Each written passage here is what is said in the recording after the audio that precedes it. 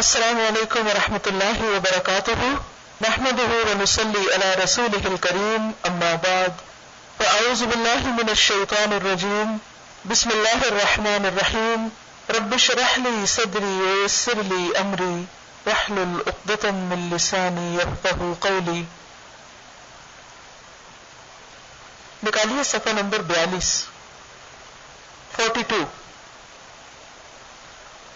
علماء سوء اور علماء حق. علماء عالم کی جمع ہے. عالم کہتے ہیں علم حاصل کرنے والے کو، فاعل کے وزن پر، جس نے علم حاصل کیا ہو. پھر یہ کہ علماء کے درجے ہیں، لیولز ہیں. بعض لوگ یعنی اس کی چونکہ کوئی حد نہیں، علم کی کوئی انتہا نہیں، اور خاص طور پر وہ علم جو اللہ کے کلمات پر مبنی ہو. قرآن پاک میں آتا ہے کہ اگر سارے سمندر سیاہی بن جائیں اور اتنے ہی اور بھی ہوں اور سارے درخت کلمے بن جائیں تو میرے رب کے کلمات پھر بھی ختم نہ ہو. اللہ کے علم کے مقابلے میں انسانوں کا علم قطرے برابر بھی نہیں جو سمندر کے مقابلے میں ہو. اللہ سبحانہ وتعالی نے اپنے پیغمبر محمد رسول اللہ صلی اللہ علیہ وسلم کو قرآن مجید سورۃ طٰہٰ میں فرمایا وَقُلْ رَبِّ زِدْنِي عِلْمًا، اور آپ کہہ دیجئے کہ اے میرے رب میرے علم میں اضافہ فرما. تو ہم میں سے ہر ایک کو علم حاصل کرنے کا حریص ہونا چاہیے، اور ہماری زندگی کا کوئی دن ایسا نہ گزرے کہ جس میں ہم کوئی نئی بات نہ سیکھیں. ایک حدیث میں آتا ہے کہ وہ تباہ ہو گیا جس کا آج اس کے کل سے بہتر نہیں. تو میں ہمیشہ سوچتی ہوں کہ وہ کیا طریقہ ہو کہ جس سے میرا آج میرے کل سے بہتر ہو، میرا حال میرے ماضی سے بہتر ہو. کیونکہ ہم روٹین میں بہت سے اعمال کرتے ہیں، صبح اٹھتے ہیں، نماز پڑھتے ہیں، قرآن پڑھتے ہیں، ذکر اذکار کرتے ہیں، روٹین کے کام کرتے ہیں، شام ہو جاتی ہے، بس وہ ایک مونوٹنس سی لائف ہے. تو کچھ کہہ نہیں پاتی کہ کون سی چیز ہے جو کل کے مقابلے میں آج میں نے اچھی کی. تو بسا اوقات اعمال کے اعتبار سے ہم کل کے مقابلے میں آج اس کو انکریز نہیں کر پاتے، زیادہ نہیں کر پاتے، یا کوئی بہت بڑے درجوں پہ نہیں پہنچ پاتے. تو میری سمجھ میں یہ آتا ہے کہ اگر ہم اللہ سبحانہ وتعالیٰ کے اس حکم کے مطابق ہر روز اپنے علم میں، نفع مند علم میں اضافہ کرتے چلے جائیں تو علم روشنی ہے، علم خیر اور بھلائی کے دروازے کھولتا ہے. اور جب علم میں اضافہ ہوتا ہے تو یقیناً طرح طرح کے اعمال کرنے کا بھی شوق پیدا ہوتا ہے، اور یہ غیر محسوس طریقے سے آج کل سے بہتر ہوتا جاتا ہے. انسان اپنا تزکیہ کرتا چلا جاتا ہے، انسان اپنی برائیوں سے، اپنی خامیوں سے آگاہ ہوتا جاتا ہے، نیکی کا حریص ہوتا ہے، قناعت کر کے بیٹھ نہیں جاتا، زیادہ سے زیادہ کی فکر میں رہتا ہے، کبھی اپنے اعمال پر راضی نہیں ہوتا، اور اس طرح اس کو موقع ملتا چلا جاتا ہے کہ وہ اپنے آج کو کل سے بہتر کر سکے. تو علم حاصل کرنے کی تو کوئی حد نہیں، لیکن جو بھی علم حاصل کرتا ہے، اور خاص طور پر علم حاصل کرنے کے ایک درجے تک پہنچ جاتا ہے، وہ علم کے ایک درجے کو حاصل کر لیتا ہے اور علم والا کہلاتا ہے. ہم سب اپنے آپ کو عالم یا علماء تو نہیں کہتے، لیکن بہرحال ہم طالب علم اور علم والوں کے راستے پر ضرور ہیں. تو جب ہمارا تعلق علم والوں سے ہو گیا تو ہم پر ایک ذمہ داری عائد ہو گئی کہ اب ہم اس علم کی قدر کریں. ہم علم کے ساتھ پہچانے جاتے ہیں، اور خاص طور پر علم دین کے ساتھ. ہم پڑھے لکھے لوگ ہیں، اہل کتاب ہیں، امی نہیں ہیں، اب کتاب جانتے ہیں. تو کتاب جاننے کے تقاضے کیا ہیں؟ علم والوں کے اخلاق کیا ہوتے ہیں؟ ان کے طریقے کیا ہوتے ہیں؟ ان کے انداز کیا ہوتے ہیں؟ ان کو بھی اپنانے کی ضرورت ہے. ابن الجوزی لکھتے ہیں کہ علماء سوء، برے عالم، وہ ہیں جن کا علم حاصل کرنے سے مقصود دنیوی آسائش، یعنی دنیا کے فائدے حاصل کرنا، دنیا داروں کی نظروں میں اعتبار حاصل کرنا، کہ جو لوگ دنیا میں آگے بڑھے ہوئے ہیں ان کی نگاہوں میں مقام پانا، کہ وہ ہمیں کچھ سمجھے اور ہمیں اہمیت دیں، اور جاہ منزلت تک پہنچنا ہو، یعنی ہمیں اس علم کے ذریعے بڑے درجے حاصل ہوں اور ہم پہچانے جائیں اور ہم لوگوں میں شہرت پائیں اور اور ہمارا نام ہو. تو بات یہ ہے کہ علم حاصل کرنا، اس کے پیچھے ایک نیت اور ایک غرض ہوتی، اور وہ غرض کیا ہونی چاہیے؟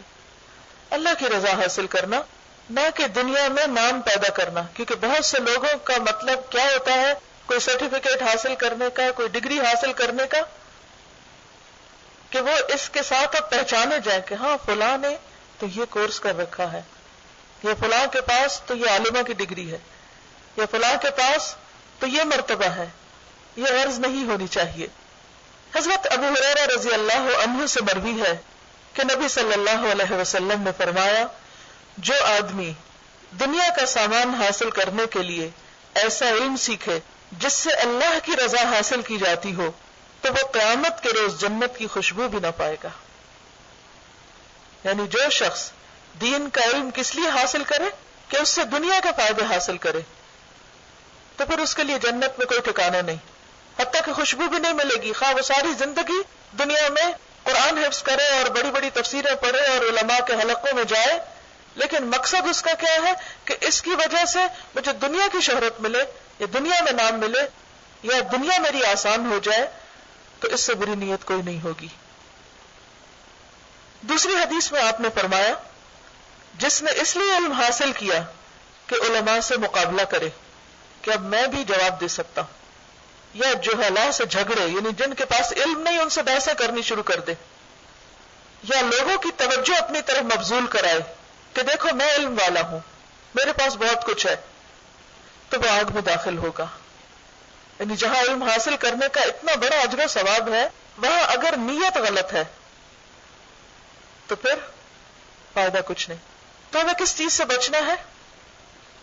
کسی کے مقابلے سے، کہ چونکہ اس کے پاس یہ ڈگری ہے لہذا مجھے یہ ڈگری حاصل کرنی، اس لیے نہیں سیکھنا علم کہ میں اس کے مقابلے پہ آ جاؤں، میں بھی اس جیسا بن جاؤں یا اس سے آگے نکل جاؤں. اور دوسری طرف جن کے پاس علم نہیں، ان سے شفقت کا معاملہ کرنا ہے، ان سے بحثیں نہیں کرنی، ان کو حقیر نہیں سمجھنا کہ تمہیں یہ بھی نہیں آتا، تمہیں وہ بھی نہیں پتا. کل تک ہمیں کہاں آتا تھا؟ اگر اللہ نے ہم پر احسان کیا تو ہمیں دوسروں کے ساتھ مہربانی کا سلوک کرنا ہے. بعض سلف نے کہا، موت کے وقت سب سے زیادہ ندامت کوتاہی کرنے والے عالم کو ہوتی ہے. یعنی جس کے پاس علم ہوتا ہے لیکن وہ اس کی قدر نہیں کرتا، اس پر عمل نہیں کرتا، اس کی پرواہ نہیں کرتا، اسے استعمال نہیں کرتا، اس سے فائدہ نہیں اٹھاتا، اس سے فائدہ نہیں پہنچاتا. معلوم ہونا چاہیے کہ عالم پر صرف اوامر و نواہی کی پابندی ہے. اوامر سے کیا مطلب ہے؟ جن چیزوں کا اللہ نے حکم دیا، جیسے یا ایھا الذین آمنوا کہہ کے، اور نواہی جن سے روکا کہ یہ نہ کرو. اس کے لیے یہ ضروری نہیں کہ وہ دنیا سے بے رغبت ہو اور جائز چیزوں سے پرہیز کرے. یعنی عالم کے اوپر پابندی کس چیز کی ہے کہ جس چیز کا اللہ نے حکم دیا وہ کرے، جس سے منع کیا اس سے رک جائے، لیکن یہ نہیں کہ وہ دنیا چھوڑ کر جنگلوں میں جا بیٹھے. اور جو چیزیں اللہ نے جائز اور حلال قرار دی ہیں ان سے بھی رک جائے، کیونکہ جن چیزوں کو اللہ نے استعمال کرنے کے لیے کہا ہے، مثلا کلوا من طیبات ما رزقناکم، تو انسان کہے چونکہ اب میں عالم ہو گیا ہوں تو اس لیے مجھے کھانے پینے سے کوئی سروکار نہیں. ہاں اسے یہ ضرور چاہیے کہ جہاں تک ممکن ہو دنیا تھوڑی حاصل کرے، یعنی پھر وہ علم کے راستے کی قدر کرے اور اس میں آگے بڑھے، نہ کہ دنیا میں آگے بڑھنے کی دوڑ میں لگ جائے. کیونکہ دنیا کی طرف بڑھنے والے تو بہت سارے ہیں، اور اگر علم والے بھی علم کی خدمت چھوڑ کر دنیا کے پیچھے لگ گئے تو پھر لوگوں کے مستقبل کا کیا ہوگا؟ پھر علم کی خدمت کون کرے گا؟ اس لیے کہ ہر ایک جسم ہر قسم کی چیز کو قبول نہیں کرتا. لوگوں کی طبیعتیں مختلف ہوتی ہیں. بیان کیا جاتا ہے کہ حضرت سفیان ثوری بڑے خوش خوراک تھے اور کہا کرتے تھے جب تک تم گھوڑے کو اچھی خوراک نہ دو گے وہ کام نہیں کرے گا. یعنی ان کی طبیعت مختلف تھی. وہ کھانے پینے کے معاملے میں ہر چیز نہیں کھا لیتے تھے، وہ اچھی چیز کھاتے تھے. اور کیا کہتے تھے؟ کس نیت سے کھاتا ہوں؟ تاکہ پھر زیادہ کام کر سکوں. ان کے مقابلے میں امام احمد بن حنبل رحمہ اللہ بڑی سخت زندگی پر بھی صبر کر لیتے تھے. طبیعتیں مختلف ہوتی ہیں. تو ایک چیز جو سب کے لیے ہے، ہر طرح کے عالم کے لیے، وہ کیا ہے بتائیے؟ نمبر 1، جو اللہ نے کرنے کو کہا وہ کرے، اور جس چیز سے رکنے کو کہا رک جائے۔ لیکن باقی جو تقویٰ کے مختلف لیولز ہیں یا کام کرنے کے، علم حاصل کرنے کے درجے ہیں، وہ بھی مختلف ہیں، علم سکھانے کے درجے بھی مختلف ہیں، اور علم کی راہ میں قربانیاں کرنے کے بھی درجے مختلف ہیں۔ وہ ہر ایک کی اپنی اپنی طبیعت کے مطابق ہے۔ کچھ لوگ بہت صبر کر سکتے ہیں، بہت زیادہ محنت کر لیتے ہیں، وہ 2-4 گھنٹے سو کر بھی بہت کام کر لیتے ہیں، اور کچھ لوگوں کو جب تک 6 گھنٹے نیند نہ ملے وہ چل نہیں سکتے۔ تو طبیعتیں مختلف ہے نا، تو ان معاملوں میں پھر کمپیئر نہیں کرنا چاہیے۔ ہر ایک سے حساب اتنا ہے جتنی اس کے اندر اللہ نے استطاعت رکھی ہے۔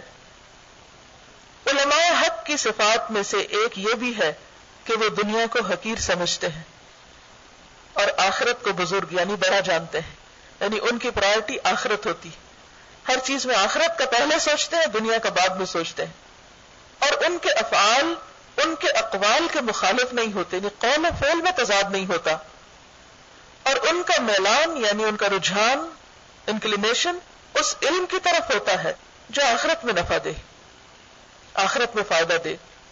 وہ زیادہ مفید کو پسند کر کے تھوڑے فائدے والے علوم کو چھوڑ دیتے ہیں۔ کیا کرتے ہیں؟ یعنی نفع مند علوم بہت سارے ہوتے ہیں لیکن اس کے بھی درجے ہیں۔ کوئی علم بہت زیادہ فائدہ دیتا ہے آخرت کے اعتبار سے، کچھ کم فائدہ مند ہے، تو وہ اس میں پھر اپنی چوائس رکھتے ہیں کہ جو زیادہ فائدہ دیتا ہے اس کی طرف زیادہ حریص ہوتے ہیں بنسبت اس کے جو کم فائدہ دیتا ہے۔ وہ زیادہ مفید کو پسند کر کے تھوڑے فائدے والے علوم کو چھوڑ دیتے ہیں۔ حضرت شقیق بلخی کے متعلق بیان کیا جاتا ہے کہ انہوں نے حاتم سے کہا، تم اتنی مدت میرے پاس رہے، تم نے کیا سیکھا؟ تم اتنی مدت میرے پاس رہے، تم نے کیا سیکھا؟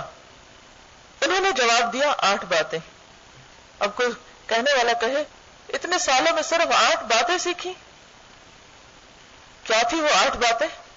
پہلی یہ کہ میں نے لوگوں کو دیکھا تو معلوم ہوا کہ ہر آدمی کا کوئی نہ کوئی محبوب ہوتا ہے، یعنی کسی نہ کسی سے وہ شدید محبت کرتا ہے، اور جب وہ قبر میں جاتا ہے تو محبوب جدا ہو جاتا ہے۔ یعنی دنیا میں تو وہ چیز کسی نہ کسی طرح حاصل کر ہی لیتا ہے، اپنے ساتھ رکھ لیتا ہے، کسی کو مال و دولت سے محبت ہوتی، کسی کو انسانوں سے، کسی کو اپنی اولاد سے، کسی کو علم سے، کچھ لوگوں کو اقتدار سے بڑی محبت ہو، یعنی کسی نہ کسی چیز سے۔ لیکن ہوتا کیا ہے؟ ہوتا یہ کہ جو ہی انسان فوت ہوتا ہے تو وہ چیز پیچھے رہ جاتی، ساتھ نہیں جاتی۔ بس میں نے نیکیوں کو اپنا محبوب بنا لیا تاکہ وہ قبر میں میرے ساتھ رہیں۔ آپ سب نے پڑھ رکھا ہے کہ قبر میں کیا ہوگا۔ جو ہی انسان کو لٹایا جاتا ہے تو ایک طرف سے اس کی نماز آ جاتی ہے، دوسری طرف سے روزہ آ جاتا ہے، پھر ایک طرف سے صدقہ آ جاتا ہے، پھر اسی طرح باقی اعمال جو ہیں وہ اس کو گھیرے میں لے لیتے ہیں، اور اس طرح وہ عذاب قبر سے بچ جاتا ہے، اور وہ اس کے حق میں ایک طرح سے سفارشی بن جاتا ہے، اس کو پروٹیکٹ کرتے ہیں۔ جبکہ ماں باپ، عزیز و اقارب، دوست، رشتہ دار، مال و دولت، گھر بار، کاروبار، اقتدار، سب پیچھے رہ جاتا ہے۔ تو کہتے ہیں کہ میں نے نیکیوں کو اپنا محبوب بنا لیا کہ وہ میرے ساتھ رہیں، یعنی سب سے زیادہ محبت اچھے کاموں سے ہو گئی۔ دوسری یہ کہ میں نے اللہ تعالیٰ کے اس فرمان کو دیکھا، وَنَهَى النَّفْسَ عَنِ الْهَوَىٰ، اور نفس کو خواہشات سے روکا، تو میں نے اسے خواہشات کو روکنے کی مشقت دی، اور میرا نفس اللہ کی عبادت پر آ کر ٹھہر گیا، یعنی عبادت میں دل زیادہ لگنے لگا، عبادت میں دھیان زیادہ لگنے لگا۔ امام ابن القیم الجوزیہ کہتے ہیں، وہ بعد کے عالم ہیں، یہ عبد الرحمن ابن الجوزی ہیں، بہت سے لوگ دونوں کو مکس کر جاتے ہیں، ابن الجوزی اوپر لکھا ہوگا کتاب کے باہر، آپ باہر پڑھیے، اور وہ ہے ابن القیم الجوزیہ، ہاں کے ساتھ آخر میں۔ ان کی کتابیں بھی بہت مفید ہیں، انشاءاللہ اللہ نے زندگی رکھی، توفیق دی تو پھر کسی اور موقع پر آپ کو ان کی کوئی کتاب پڑھائی جائے گی۔ ان کی کتاب الفوائد، تو وہ لکھتے ہیں کہ 4 چیزیں کفر کے ارکان ہیں، جیسے اسلام کے ارکان ہیں نا 5 جو انسان کو اللہ کی اطاعت کی طرف لے جاتے ہیں، تو اسی طرح کفر کے 4 ارکان ہیں، جن میں سب سے پہلا تکبر ہے۔ ابلیس نے کیا کیا تھا؟ ابا واستکبر، تکبر کیا تھا۔ تکبر جب انسان میں آ جاتا ہے تو وہ اللہ کے آگے نہیں جھکتا، کفر ہو گیا۔ دوسری ہے حسد۔ ابلیس نے کیا کیا تھا؟ کس سے؟ آدم سے۔ جب انسان کے اندر حسد آ جاتا ہے تو وہ نصیحت قبول نہیں کرتا، وہ ضد میں آ جاتا ہے، بات نہیں مانتا پھر۔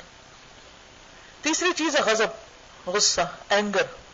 جب حسد ہوتا ہے تو انسان کو غصہ بہت آتا ہے، بات بات میں غصہ آتا ہے۔ جب غصہ آتا ہے تو انسان عدل اور انصاف کی بات نہیں کر سکتا۔ اور چوتھی چیز ہے خواہشات۔ خواہشات انسان کو اندھا بہرا کر دیتی، اللہ کی فرما برداری نہیں کرنے دیتی۔ مثلا کسی کو مال کی خواہش ہوتی، اب وہ مال کمانے میں اتنا مصروف ہے کہ عبادت کا وقت ہی نہیں اس کے پاس، نماز تاخیر سے پڑھ رہا، کبھی قضا کر رہا ہے۔ کسی کو باتوں کی بڑی خواہش ہوتی، وہ گھر والوں کے ساتھ بیٹھ کے باتیں کر رہے ہیں، دوستوں کے ساتھ باتیں کر رہے ہیں، کوئی پرواہ نہیں، اذان ہو گئی، نماز ہو گئی، کوئی فرق نہیں پڑتا۔ لیکن جن لوگوں کو اللہ سے محبت ہوتی ہے ان کے لیے رسول اللہ صلی اللہ علیہ وسلم کی زندگی بہترین نمونہ ہے۔ آپ اپنے گھر والوں کے بیچ میں بیٹھے ہوتے تھے، ہنسی مذاق کر رہے ہوتے تھے، لیکن جو ہی اذان ہوتی اجنبی ہو جاتے۔ حضرت عائشہ فرماتی ہیں آپ اجنبی ہو جاتے، گویا ہمیں پہچانتے ہی نہیں، جانتے ہی نہیں ہم کو، دھیان کسی اور طرف لگ جاتا۔ اب وہ کتنا بھی پسندیدہ کام ہو رہا ہے، مثلا مزے مزے کے کھانے کھائے جا رہے ہیں، یا پھر یہ کہ گپ شپ لگی ہوئی ہے، یا دوستوں میں بیٹھے ہیں، یا کچھ اور واچ کر رہے ہیں، تو پھر کیا ہوتا ہے اگر اللہ کی محبت نہ ہو تو انسان خواہشات سے نکل نہیں سکتا۔ تو خواہشات بہت بڑی رکاوٹ ہے اللہ کی طرف جانے میں۔ تو یہ کہتے ہیں کہ میں نے اللہ تعالیٰ کے اس فرمان کو دیکھا، وَنَهَى النَّفْسَ عَنِ الْهَوَىٰ، اس کے بعد آگے آتا ہے نا فَإِنَّ الْجَنَّةَ هِيَ الْمَأْوَىٰ، تو کہتے ہیں کہ میں نے اپنے آپ کو پھر خواہشات سے روکا، بس اس حد پہ رک گیا۔ اس کا یہ مطلب نہیں کہ خواہشات کو مار دینا چاہیے، ہمارے دین کا سبق نہیں ہے کہ خواہشات کو کچل دو، یہ اور مذاہب میں ہے۔ ہمارا دین اعتدال کا دین ہے، جو بھی اللہ نے ہمارے لیے حلال، جائز اور طیب اور اچھی چیز میں خوشی رکھی ہے، اس خوشی سے اپنے آپ کو محروم کرنا زیادتی ہے، کیونکہ انسان کے نفس کے بھی حق ہے، انسان کے ذہن کا بھی حقوق ہے، انسان کے عقل کا حق ہے، انسان کے جسم کا حق ہے، تو مختلف حقوق ہے ہمارے جسم کے بھی ہم پر۔ تو خوش ہونا منع نہیں، لیکن خوشی ایک لمٹ میں، یہاں تک خوشی کی حد ہے، اس کے بعد نہیں، اس کے بعد اللہ کی پکار آ گئی، ساری خوشی وہیں روک دی جائے۔ اب ہر چیز سے اجنبی ہو کر انسان اللہ کے آگے جھک جائے۔ تو وہ کہتے ہیں کہ میں نے اپنے نفس کے گھوڑے کو کھینچ لیا، کنٹرول کر لیا۔ تیسری یہ کہ میں نے دیکھا کہ جس کسی کے پاس کوئی قیمتی چیز ہوتی ہے وہ اس کی حفاظت کرتا ہے۔ آپ بھی سوچ لیجئے کس کس چیز کو آپ بہت سنبھال کے رکھتے ہیں اور اسے بچا کے رکھتے ہیں اور پھر لاکرز میں رکھتے ہیں۔ میں نے اللہ تعالیٰ کے اس ارشاد کو ما عندکم ینفد وما عند اللہ باق، جو تمہارے پاس ہے وہ ختم ہو جائے گا اور جو اللہ کے پاس ہے وہ باقی رہے گا، تو جب بھی میرے ہاتھ میں کوئی قیمتی چیز آئی میں نے اسے خدا کی راہ میں خرچ کر دیا، اللہ کے پاس جمع کرا دیا تاکہ وہ میرے پاس باقی رہے، لیکن ہم اسے وارثوں کے لیے چھوڑ جاتے ہیں۔ چوتھی یہ کہ میں نے لوگوں کو دیکھا کہ وہ مال اور حسب نسب اور بزرگی کو دیکھتے ہیں، یعنی وہ لوگوں کو دیکھتے ہیں کس چیز سے پرکھتے ہیں اور تولتے ہیں کہ کسی کے پاس مال کتنا ہے، کس فیملی سے بلانگ کرتا ہے، دنیاوی سٹیٹس کیا ہے، لوگوں کے اندر یہ چیزیں تلاش کرتے ہیں اور ان کی حقیقت کچھ بھی نہیں۔ تو میں نے اللہ تعالیٰ کے اس ارشاد پر غور کیا، ان اکرمکم عند اللہ اتقاکم، تم میں سب سے زیادہ معزز عزت والا وہ ہے جو زیادہ تقوی والا ہے، اتقاکم، تاکہ میں اللہ کے نزدیک معزز بن جاؤں، میرا مقام وہاں بلند ہو جائے۔ پانچویں یہ کہ میں نے لوگوں کو دیکھا کہ وہ آپس میں حسد کرتے ہیں، ایک دوسرے سے جالس ہوتے، اگر کسی کو کوئی اچھی چیز مل گئی، کوئی نعمت مل گئی، کوئی آگے نکل گیا تو وہ اس پر جلنے لگتے ہیں، پھر اس کی غیبت کرنے لگتے ہیں، اس کو نقصان دینے لگتے ہیں۔ تو میں نے اللہ تعالیٰ کے اس ارشاد پر عمل کیا، نحن قسمنا بینہم معیشتہم، ہم نے ان میں زندگی کے اسباب تقسیم کیے، کسی کو جو کچھ بھی ملا ہے وہ اس کے اپنے کیے سے نہیں، اللہ کی تقسیم سے ملا، اللہ نے اس کی قسمت میں لکھا تھا، اور حسد چھوڑ دیا کہ جس کے پاس جو ہے اللہ اس کو مبارک کرے، اور مجھے پھر اس کے بعد تکلیف نہیں ہوئی کبھی سوچ کر کہ کسی کے پاس مجھ سے زیادہ کیوں ہے۔ چھٹی یہ کہ میں نے لوگوں کو دیکھا وہ ایک دوسرے سے دشمنی رکھتے ہیں، حسد ہے، بغض ہے، نفرت ہے ایک دوسرے کے خلاف. تو اللہ تعالیٰ کے اس فرمان کو دیکھا، ان الشیطان لکم عدو فاتخذوہ عدوا، شیطان تمہارا دشمن ہے، تم بھی اس کو اپنا دشمن سمجھو. تو میں نے لوگوں کی دشمنی چھوڑ کر صرف شیطان سے دشمنی باقی رکھی. ساتویں یہ کہ میں نے لوگوں کو دیکھا کہ وہ رزق کی تلاش میں اپنے نفس کو ذلیل کرتے ہیں، یعنی عزت نفس تک قربان کر دیتے ہیں جہاں رزق کا معاملہ ہو. تو میں نے اللہ تعالیٰ کا یہ فرمان دیکھا، وَمَا مِن دَابَّةٍ فِي الْأَرْضِ إِلَّا عَلَى اللَّهِ رِزْقُهَا، اور زمین میں جو بھی جاندار ہے اس کی روزی اللہ کے ذمہ ہے. تو ان چیزوں میں مشغول ہو گیا جو اس نے میرے ذمے لگائی ہیں، جو میرے فرائض ہیں، اور اس کی فکر چھوڑ دی جس کا میرے لیے اس نے ذمہ لیا ہے. آٹھویں یہ کہ میں نے لوگوں کو دیکھا وہ اپنی تجارت اور صنعت اور جسمانی صحت پہ بھروسہ کرتے ہیں کہ ان کے پاس یہ سب بہت ہے. تو میں نے اللہ تعالیٰ پر بھروسہ کیا، کیونکہ اس میں سے کون سی چیز ہے کہ جو ہمیشہ ہمارے پاس رہ سکتی ہے اور اس کو نقصان نہیں. تجارت کسی وقت بھی بزنس میں لاس ہو سکتا ہے، صنعت کوئی کاریگری سکل، کچھ بھی جسمانی نقص ہو سکتا ہے کہ جس کی وجہ سے انسان کی ساری سکل دھری رہ جائے. جسمانی صحت اگر خراب نہ ہو تو بڑھاپا تو منتظر ہے ہی، اس کا علاج کس کے پاس ہے؟ کسی کے پاس بھی نہیں. اور علماء حق کی صفات میں سے یہ بھی ہے کہ وہ بادشاہوں سے کھچے رہتے ہیں اور ان کے ملنے ملانے سے پرہیز کرتے ہیں.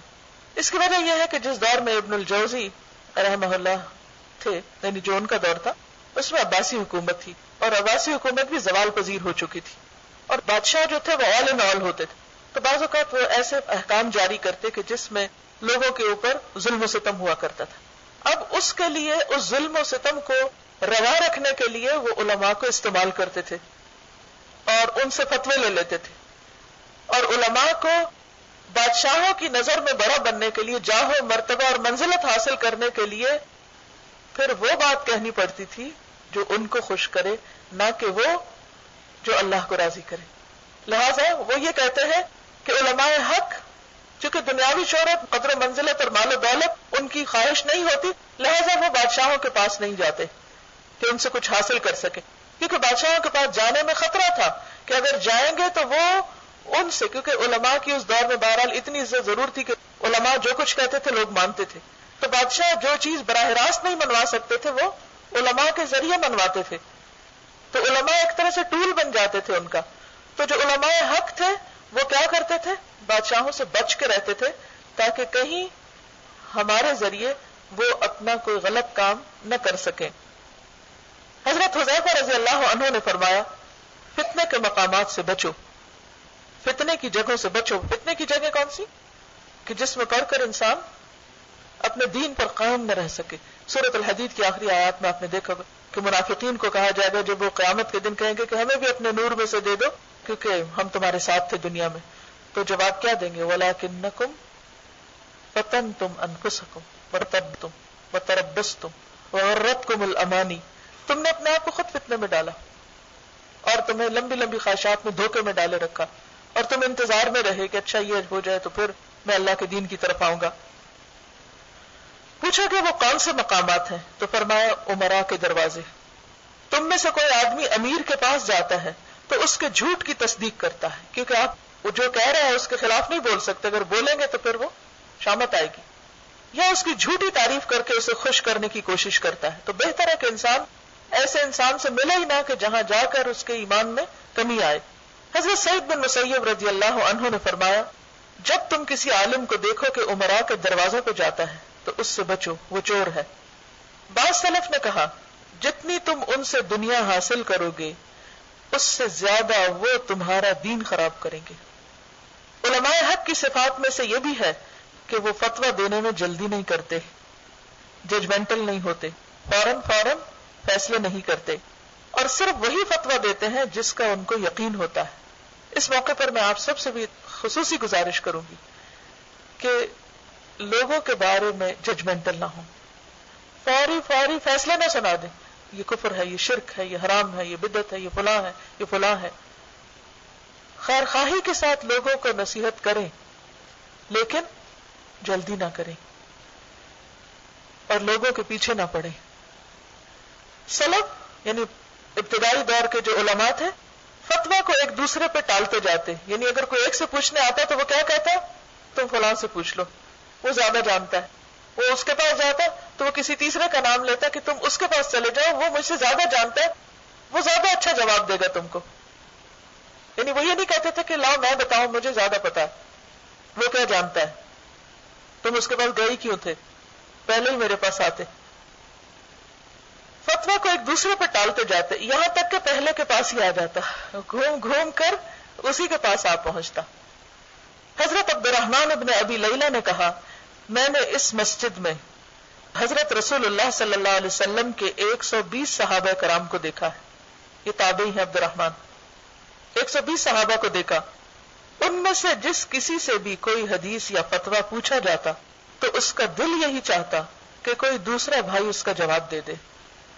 لیکن اب معاملہ ان لوگوں کی جرت تک آ پہنچا ہے جو ایسے مسائل کا جواب دینے کے لیے جری ہو جاتے ہیں کہ اگر وہی مسائل عمر بن خطاب کو پیش آتے تو اہل بدر کو اکٹھا کر کے ان سے مشورہ لیتے، اکیلے جواب نہ دیتے.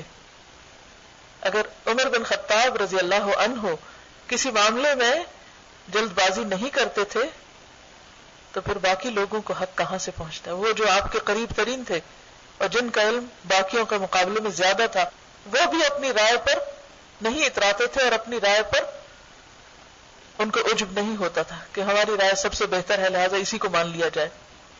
ان کی صفات میں یعنی علماء حق کی صفات میں سے یہ بھی ہے کہ ان کی اکثر بحث اعمال کے علم میں ہوتی ہے کہ عمل کیسے کیا جائے. یہ ایک خاص نشانی ہوتی ہے ان کی. یعنی جب وہ علم حاصل کرتے ہیں تو توجہ کس پہ ہوتی؟ بتائیے، بولی، کہ عمل کیسے کیا جائے. اور پھر یہ کہ عمل کس طرح ضائع ہو جاتے ہیں، کون سی چیزیں اعمال کو ضائع کر دیتی ہیں، اور دل مقدر کیسے ہوتے ہیں، یعنی میلے کیسے ہوتے ہیں، اور وساوس کیوں پیدا ہوتے ہیں. کیونکہ اعمال کی صورتیں قریب اور آسان ہوتی ہیں، چنانچہ ان کو پاک صاف رکھنا مشکل ہوتا ہے. اور دین کی بنیاد اس پر ہے کہ آدمی برائی سے بچے، لیکن جب تک اس کا علم نہ ہو انسان برائی سے کیسے بچ سکتا ہے. ان کی صفات میں سے یہ بھی ہے کہ وہ اعمال شرعیہ کے یعنی شرعی احکام جو ہیں یعنی لیگل احکام، اس کے اسرار اور حکمتوں کے متعلق بحث کرتے تھے. صرف ظاہری اعمال کو نہیں دیکھتے تھے کیا حلال ہے کیا حرام، یہ بھی دیکھتے تھے کہ حلال ہے تو حکمت کیا ہے، حرام ہے تو حکمت کیا ہے، اس کا راز کیا ہے کہ یہ چیز اللہ نے حرام قرار دے دی. لیکن اگر وہ معلوم نہ ہو سکے تو شریعت کے سامنے جھک جانے کو کافی سمجھتے تھے کہ اللہ کا حکم ہے بس کر لیا جائے. ان کی صفات میں سے یہ بھی ہے کہ وہ صحابہ اور خیر تابعین کی اتباع کرتے ہیں یعنی بہترین تابعین کی پیروی کرتے ہیں اور بدعات سے بچتے ہیں. اللہ تعالی ہم سب کو بھی باعمل علم والا بنائے. ویسے مطلب کیا ہے علماء سو کا؟ سو کس کو کہتے ہیں؟ ایول. تو کوئی عالم بھی ایول ہو سکتا ہے؟ علم کے ساتھ بھی کوئی ایول ہوتا ہے؟ ہو سکتا ہے. آپ کے خیال میں کون سا عالم اور کون سا علم جو ہے وہ انسان کے لیے نقصان دہ ہو سکتا ہے؟ علم انسان کے لیے نقصان دہ کب ہوتا ہے؟ اگر انسان کی انٹینشن اچھی نہ ہو، اگر غلط مقصد کے لیے علم حاصل کیا جائے، اور اگر دین کا علم دنیا حاصل کرنے کے لیے حاصل کیا جائے تو اس سے بدترین چیز کوئی نہیں. ایسا شخص جنت کی خوشبو بھی نہ پائے گا جو قرآن کو دنیا کے فائدے حاصل کرنے کے لیے پڑھے. حضرت ابو ہریرہ نے روایت کیا ہے نبی صلی اللہ علیہ وسلم نے فرمایا جو آدمی دنیا کا سامان حاصل کرنے کے لیے ایسا علم سیکھے جس سے اللہ کی رضا حاصل کی جاتی ہے تو وہ قیامت کے روز جنت کی خوشبو بھی نہ پائے گا. جنت میں جانا تو دور کی بات. اور کیا مقصد ہو سکتا ہے؟ اور کون سا علم انسان کے لیے نقصان دہ ہوتا ہے؟ بری انٹینشن میں اور کیا چیز آتی ہے؟ شہرت حاصل کرنے کی غرض، لوگ ان کی ریسپیکٹ کریں، لوگ ان کو آنر دیں، لوگ ان کو بہت عزت دیں، اور دوسروں کو حقیر جانیں، دوسروں سے مقابلہ کریں، اور سٹیٹس کی خاطر، اور جو انسان کے اندر تکبر پیدا کرے. یعنی عالم کا مقصد لوگوں کو اپنی ذات سے جوڑنا نہ ہو علم سکھا کر، بلکہ لوگوں کو اللہ سے جوڑنا ہو اور اس سے مقصود اللہ کی رضا حاصل کرنا ہو. صحیح علم انسان کے اندر کیا کیفیت پیدا کرتا ہے؟ انسان کے اندر کیا چیز آتی ہے صحیح علم کی وجہ سے؟ حکمت، تقوی اور عاجزی، تواضع، ہیوملٹی، اور آخرت کی محبت. انسان کے اندر آخرت کی محبت پیدا ہو جاتی. انسان دنیا کے مقابلے میں آخرت کو زیادہ چاہنے لگتا ہے. دنیا کی کامیابی سے زیادہ آخرت کی کامیابی اس کا مطمع نظر بن جاتی. یہ ڈائریکٹلی ہم سے ریلیٹڈ، کیونکہ ہم علم حاصل کرنے والے لوگ ہیں. ہماری نیتیں خالص ہونی چاہیے اور بار بار ہمیں اپنی نیتوں کا جائزہ لینا چاہیے اور اپنی اصلاح کرتے رہنا چاہیے. کبھی بھی ہم یہ نہ سمجھے چونکہ ہم علم حاصل کر رہے ہیں اس لیے ہم خود بخود آٹومیٹیکلی بہت سے عیبوں سے پاک ہو جائیں گے. اور پھر وہ 8 باتیں کیا تھیں جو ایک شاگرد نے اپنے استاد سے سیکھی کئی سالوں کے بعد؟ شقیق بلخی کے بارے میں آتا ہے کہ انہوں نے اپنے شاگرد حاتم سے کہا کہ تم اتنی مدت میرے ساتھ رہے ہو، مجھ سے کیا سیکھا ہے؟ تو کون سی تھی وہ 8 باتیں؟ نمبر 1، ہر شخص کا کوئی محبوب ہوتا ہے اور میں نے نیکیوں کو اپنا محبوب بنا لیا. نمبر 2، خود کو خواہشات سے روکنا. خواہشات انسان کو کہاں لے جاتی ہیں؟ جہنم میں، اور اللہ سے دور کر دیتی ہیں. تو اس کا مطلب ہے دل میں انسان کی کوئی خواہش ہونی ہی نہیں چاہیے، کیونکہ خواہشات جو ہیں ان کی کئی قسمیں ہیں، اور جس خواہش سے یہاں روکا گیا ہے وہ خواہش ہے جو انسان کو اللہ سے دور کرے. اب مثلا آپ کے دل میں اگر علم حاصل کرنے کی خواہش ہے تو خواہش بری ہے، اللہ کی راہ میں نکلنے کی خواہش ہے تو بری. بنیادی طور پر بری خواہشات سے بچنا مراد ہے. تیسری چیز کیا سیکھا انہوں نے اپنے استاد سے؟ ہر شخص کے لیے کوئی نہ کوئی قیمتی چیز ہوتی ہے جس کو وہ کیا کرتا ہے، سنبھال کے رکھتا ہے. تو انہوں نے کیا سیکھا کہ سب سے زیادہ حفاظت کون کر سکتا ہے ہماری قیمتی چیزوں کی؟ اللہ تعالی. تو انہوں نے جب بھی ان کے پاس کوئی اچھی چیز آتی اسے وہ کیا کرتے؟ اپنے پاس سنبھالنے کی بجائے اللہ کے پاس رکھوا دیتے، یعنی خرچ کر دیتے اللہ کے راستے میں. چوتھی بات کیا سیکھی انہوں نے دیکھا کہ لوگوں کو اپنے حسب نسب پر، اپنی برادری پر، اپنے خاندان پر بڑا فخر ہوتا ہے. تو انہوں نے کیا کیا کہ یہ دیکھا کہ اللہ کے نزدیک کون پیارا ہے، کس کی عزت زیادہ ہے. لوگ اپنے خاندان اور برادری کی وجہ سے عزت دار کہلاتے ہیں نا. عموماً بچوں کو بھی کیا بتاتے ہیں، ہم فلاں خاندان سے تعلق رکھتے ہیں، یہ غلط کام نہ کرنا، خاندان کے نام پہ دھبا نہ آئے، خاندان کا نام خراب نہ ہو. لیکن اللہ کے ہاں کسی کی عزت کسی خاص خاندان میں، گروہ یا برادری میں ہونے کی وجہ سے نہیں ہے. کس وجہ سے ہے؟ تقوی کی وجہ سے. تو پھر انسان کو کیا حاصل کرنے کی کوشش کرنی چاہیے؟ تقوی. اور 5ویں چیز، کس چیز نے ان کو مدد کی حسد دور کرنے میں؟ اس آیت نے مدد دی کہ یہ ساری اللہ کی تقسیم ہے. کسی کے پاس زیادہ ہے یا کم ہے تو یہ اللہ کے دین ہے، تو مجھے اللہ کے فیصلوں پہ راضی ہو جانا چاہیے، ناراض نہیں ہونا چاہیے، کیونکہ حاسد دراصل اللہ کے فیصلے پر ناراض ہوتا ہے. 6ٹھی چیز، ہر ایک کسی سے دشمنی رکھتا ہے، ہر ایک کو کوئی نہ کوئی برا لگتا ہے. تو انہوں نے کیا کیا؟ شیطان کو دشمن بنا لیا. 7ویں چیز، کتنی دیر لگے گی صرف ریوائز کرنے میں ہم کو؟ اگر ہم اس چیپٹر کو دوبارہ پڑھ لیں کتنی دیر لگے گی؟ 10 minute, 15 minute, 7 minute, 5 minute. 10 minute سے زیادہ کسی کے بھی نہیں لگیں. لیکن اگر آپ، جب میں پڑھا کے ہٹتی ہوں تو اپنے نظر سے اس کو پڑھ کے کچھ نہ کچھ اس کے نشان لگا لیا کیجیے تاکہ کچھ چیزیں ذہن میں رہ جائیں، وہ آپ کو عملی زندگی میں بہت فائدہ دیں گی. اور اگر آپ پڑھ کے بھلاتے چلے گئے تو پھر تو فائدہ کچھ نہیں. 8ویں چیز، لوگ اپنی ظاہری چیزوں پر بھروسہ کرتے ہیں. کوئی اپنی ذات پر بھروسہ کرتا ہے، کوئی لوگوں پر، کوئی اپنے بزنس پہ، کوئی اس کے پاس جو اور نعمتیں ہیں ان پر بھروسہ کرتا ہے. لیکن انہوں نے کیا کیا؟ توکل علی اللہ. عمل کو ضائع کون سی چیز کرتی ہے؟ ریا، خودنمائی، حسد، غیبت، یہ چیزیں عمل کو ضائع کرنے والی. السلام علیکم. میں یہ جب ان کا پڑھ رہے تھے کہ انہوں نے کیا چیزیں سیکھی، تو it was not just knowledge that he learned but it also included observation.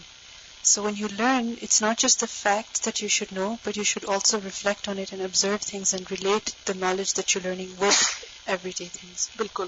یعنی جب ہم سیکھ رہے ہوتے ہیں نا تو صرف ہمارا دھیان اس پر نہیں ہونا چاہیے کہ ہم ٹیکسٹ کو رٹ لیں یا کچھ فیکٹس کو یاد کر لیں یا کچھ چیزوں کی ہم کو سمجھ آ جائے.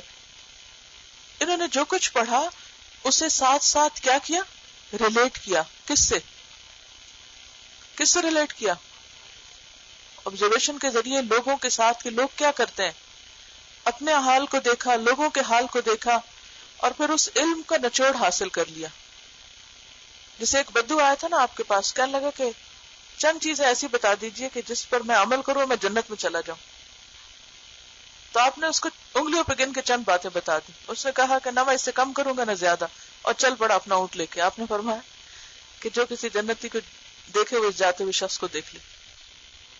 تو بات یہ ہے کہ تھوڑا علم بھی کافی ہو جاتا ہے اگر انسان عمل کرے، اور بہت سا علم بھی انسان کے خلاف حجت ہو سکتا ہے اگر انسان عمل نہ کرے. تو ہماری پہلی اور آخری نیت کیا ہونی چاہیے کہ یہ علم ہمارے لیے. اچھا، ہمارا عموماً ایک بہت بڑا مسئلہ یہ ہے کہ جب ہم کوئی بات پڑھتے ہیں تو ہم وہ لوگوں میں ہی صرف تلاش کرتے ہیں. اچھا، لوگ کیا کر رہے ہیں، عوام کیا کر رہی، جبکہ دیکھنا کیا چاہیے، علم حاصل کرتے ہوئے کوئی بات سیکھتے ہوئے کیا سوچنا چاہیے، وہ بات میرے اندر ہے یا نہیں، کہ یہ جو کچھ میں پڑھ رہی ہوں کیا یہ میرے اندر ہے یا نہیں، میں اس پر عمل کر رہی ہوں یا نہیں، میں نے اس کو سمجھا یا نہیں. تو یہ علم کس کے لیے ہے؟ میرے لیے. اس کا مخاطب کون ہے؟ میں ہوں. اس کی روشنی میں کس کو مجھے انالائز کرنا چاہیے، پرکھنا چاہیے؟ اپنے آپ کو. کیونکہ عموماً ہمارا سوال کیا ہوتا ہے اس کے بعد کہ لوگ یہ کرتے ہیں، لوگ وہ یہ کرتے ہیں، فلاں یہ کر رہا ہے. لیکن اس سے پہلے ہمیں یہ دیکھنا چاہیے کہ میں کیا کر رہی ہوں. سبحانک اللہم و بحمدک نشہد ان لا الہ الا انت نستغفرک و نتوب الیک. السلام علیکم و رحمۃ اللہ وبرکاتہ.